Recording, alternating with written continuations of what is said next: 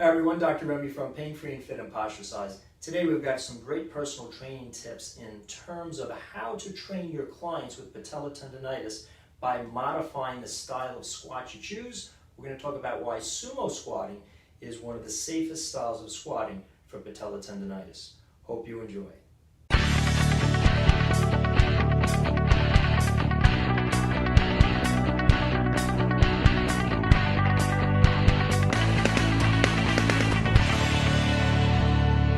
So when modifying your lower body exercise program for your personal training clients with patella tendinitis, keep in mind the angle of the knee and the position of the hip joint in relation to the knee is crucial to how much stress is applied to that patella tendon and can make a huge difference in terms of avoiding painful aggravations of your client's patella tendinitis. In a normal squat, in a parallel stance, many clients have a weakness in their extensors of their spine as a result of poor posture, sitting where the glutes become weak, excess hip flexion. As a result of this, when they squat, they rarely have enough posterior or backwards translation of the hips, and the knees have a tendency to make up for this by utilizing more quadriceps by moving forward over the toes. This puts a great deal of pressure on the patella tendon that sits underneath the kneecap and can aggravate pain.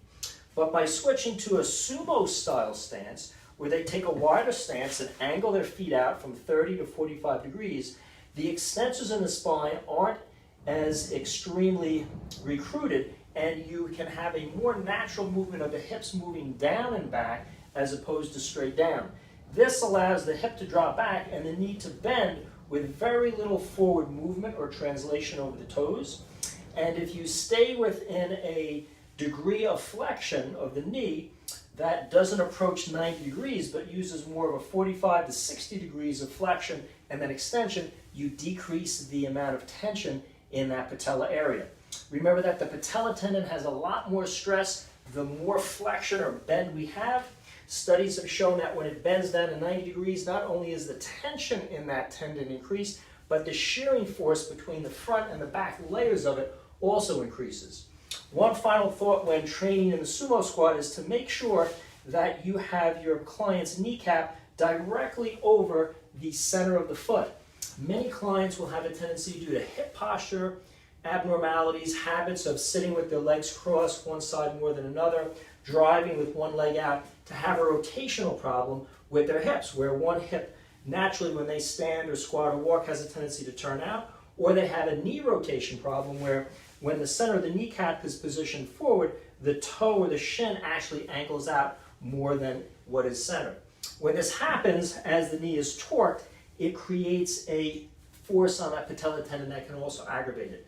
So when you're sumo squatting, make sure that whatever angle you choose for your client with that foot position, that as they squat, they track their kneecaps directly in line with the second toe next to the first toe, the great toe, or pretty much the center of the foot as they squat up and down. Keeping these tips in mind can really help to reduce injury at the patella tendon, keep you training with your clients, allowing them to achieve their goals without hurting themselves. Hey, if you like this video on patella tendinitis and personal training, feel free to subscribe to our channel. We get a lot of great videos out there on knee injuries and other injuries when it relates to personal training. If you'd like to help me share this valuable information with others, give me a thumbs up below. Any questions or comments, I'd be delighted to answer them right in.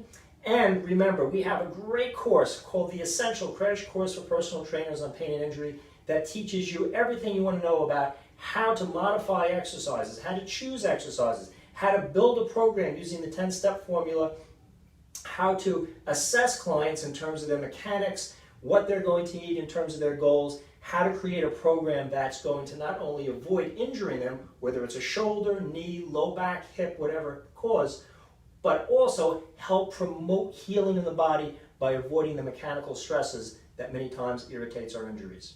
I hope this video on personal training your clients with patella tendinitis helps you keep your clients pain-free and fit.